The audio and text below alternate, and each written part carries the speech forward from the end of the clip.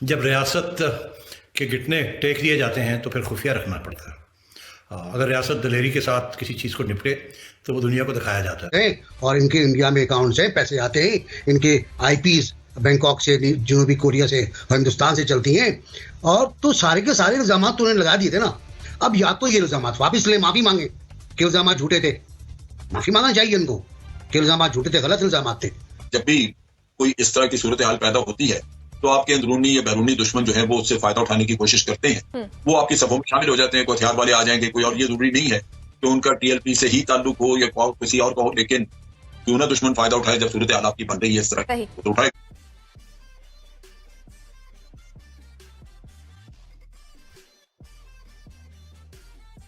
नजम सेठी साहब, तहरीके लबैक पाकिस्तान जिसे कलअदम करार दिया गया था और फवाद चौधरी साहब ने उस पर बैरूनी फंडिंग के इल्जाम भी आयद किए थे और शेख रशीद साहब ने भी कुछ ऐसी बातों का इजहार किया था।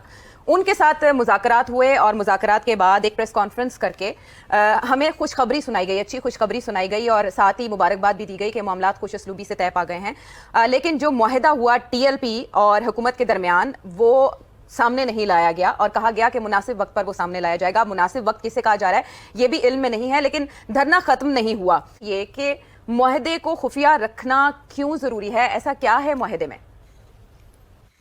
आयशा, जब रियासत के घुटने टेक दिए जाते हैं तो फिर खुफिया रखना पड़ता है। अगर रियासत दलेरी के साथ किसी चीज़ को निपटे तो वो दुनिया को दिखाया जाता है, और जब रियासत पीछे हट जाए, कमज़ोर लगने लगे, तो उसको खुफिया रखना पड़ता है। सीधी सी बात है। इसमें दूसरा पहलू इसका ये है कि जो फ्रांस वाला मामला है उसको भी खुफिया रखना पड़ेगा। अब उसके ऊपर बताया नहीं इन्होंने कि ये क्या इक़दाम होंगे, उनको कैसे तसल्ली दी है, क्योंकि उनका वो मेन एक डिमांड था। तो वो भी ये खुफिया रखेंगे क्योंकि उसके अंदर मुल्क के फॉरेन रिलेशंस इन्वॉल्व हो जाते हैं। तो इसलिए ये दो वजूहत हैं जिसकी वजह से इसको खुफिया रखा गया। मगर ये बात आहिस्ता आहिस्ता बाहर निकलेगी। वो लोग ही बता देंगे कि जी ये मुआहदा हुआ, और जब ये मुआहदा टिकेगा नहीं, मतलब है कि किसी न किसी स्टेज पे ये अपना मुआहदा फिर तोड़ देगी हुकूमत, जैसे 4 दफ़ा पहले उन्होंने तोड़ा है। तो फिर ये मुआहदे की सारी डिटेल्स जो हैं ये व्हाट्सएप के ऊपर और मीडिया को टीएलपी वाले वही इसको दिखा देंगे।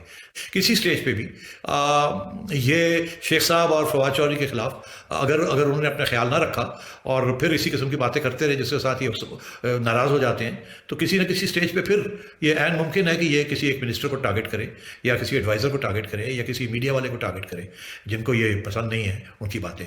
तो इसलिए ये तो अब आगे आपने देखना ये है कि इतना उन्होंने अपना डिस्प्ले किया है पावर का कि अब तो किसी न किसी स्टेज पे भी टीएलपी वाले ऐसे डिमांड्स खड़े कर सकते हैं जिसका ताल्लुक मज़हब के साथ हो, ताकि उसको कोई चैलेंज ना कर सके, और मजहबी पॉलिटिक्स के साथ, और फिर उनको ना करना बहुत मुश्किल हो जाएगा। तो आप ये समझिए कि हर दफ़ा जब आप गिवन करते हैं इस किस्म की सिचुएशन में, तो आप दूसरी साइड को और मजबूत करते हैं। और मैं समझता हूँ कि टीएलपी इस वक्त बहुत मजबूत है। अब तो यार देखो ना, शेख रशीद वो तो आज इधर कल उधर, आज इधर कल उधर, आज इस जज्बे के साथ वो गाली गलौज पे आ जाते हैं, अगले दिन बिल्कुल उसी जज्बे के साथ लंबे पै जाते हैं। वो पॉलिटिशियन है, वो तो कर ही देते हैं। मगर अपने फवाद चौधरी साहब से मुश्किल हो जाता है ऐसे करना। उनकी शक्ल से नज़र आ रहा होता है कि जब वो करते हैं ऐसे कि कितनी तकलीफ हो रही है उनको झूठ बोलने में। कुछ झूठ तो बड़े आसानी के साथ बोलते हैं और कुछ झूठ जो है वो बड़ी मुश्किल से वो बोलते हैं, क्योंकि उनकी तबीयत जो है ना वो थोड़ी लिबरल सी है। तो और ये इल्ज़ाम उनके ऊपर है, उन्हें ख्याल रखना चाहिए। मैं फ़िक्र करता हूँ कि किसी दिन ये ना हो कि लबाइक वाले उनको कहें जी इसको तो आप हुकूमत से निकालें, आप हमें ये बंदा पसंद नहीं है। तो फवाद चौधरी साहब को ख्याल रखना चाहिए, तरीके से बात करनी चाहिए। बाकी ये है कि आगे भी आप देखिएगा कि बड़ी सेंसिटिव हैंडलिंग करनी पड़ेगी।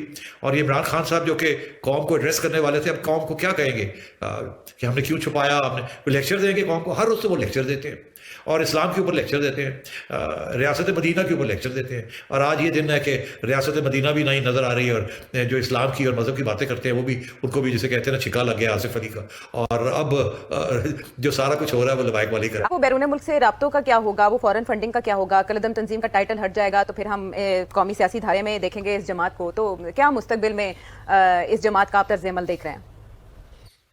देखिए, बड़ा अच्छा सवाल किया आपने आयशा।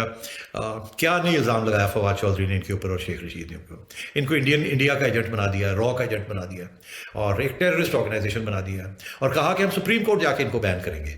और अब सॉरी करके वापस आ गए हैं। आगे भी ऐसे ही होगा। मैं समझता हूँ कि टीएलपी वाले बड़े दिलेरी के साथ उन्होंने ये राउंड जीता है। और बाय द वे ये पहला राउंड नहीं है, ये चौथा पांचवा राउंड है। उन्होंने ये जीता कि मैं सिर्फ इतना बता दें मुझे आप कि हमें करना क्या है। आप कभी कहते हैं कि किसी की हिमायत करें, आप हम हिमायत कर देते हैं। आप कहें इनकी मजम्मत करें, मजम्मत कर देते हैं। फिर आप कहते हैं इनकी हिमायत करें, फिर हिमायत कर देते हैं। तो हम तो मजबूर महज हैं, मगर जाने जहां अपने उस शाख से ऐसे भी कोई करता है। कन्फ्यूजन स्टेट कन्फ्यूजन के अंदर है, रियासत हुकूमत नहीं, स्टेट कन्फ्यूजन के अंदर है। करना क्या है? मतलब मैं उस दिन जो बात हो रही थी, हमारे सामने सिक्योरिटी कमेटी का कम्युनिके भी था, हमारे सामने उस के बयानात भी थे और वो बहुत क्लियर कट था कि हमने जब तक हम कातिलों को गिरफ्तार नहीं कर लेंगे, जब तक ये मुंतशिर नहीं हो जाएंगे और इनके इंडियन लिंक्स हैं और इनके इंडिया में अकाउंट्स हैं, पैसे आते हैं, इनके आईपीज बैंकॉक से, जनूबी कोरिया से, हिंदुस्तान से चलती हैं। और तो सारे के सारे इल्जाम तो उन्होंने लगा दिए थे ना। अब या तो ये इल्जाम वापिस ले, माफी मांगे कि इल्जाम झूठे थे, माफी मांगना चाहिए इनको कि इल्जाम झूठे थे, गलत इल्जाम थे, मैं समझता हूँ गलत इल्जाम थे। या फिर ये काम जिन्होंने कल किया है ये तो 12 दिन पहले कर लेते।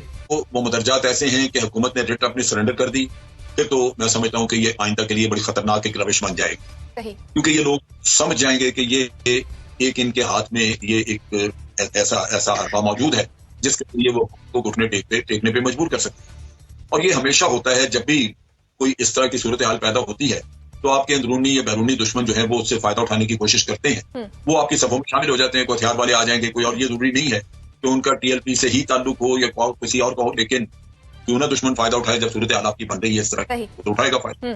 तो ये भी आपके लिए एक बहुत बड़ा मसला बन सकता है कि अगर आपके दुश्मनों को ये समझ लग गई है कि हुकूमत को अगर नाक चने चबवाने हो तो ये तरीकाकार है, तो वो कल को जर्मनी में या किसी भी और मुल्क में 2-4-5 हज़ार डॉलर दे के किसी को खाके चिपका के चिपका दे, यहाँ तो फिर शुरू हो जाएंगे ये लोग, वो चल पड़ेंगे। क्योंकि हमारे पास में तो ये नहीं है कि हम जाके जर्मनी में ये काम रुकवा दें या डेनमार्क में ये रुकवा दें।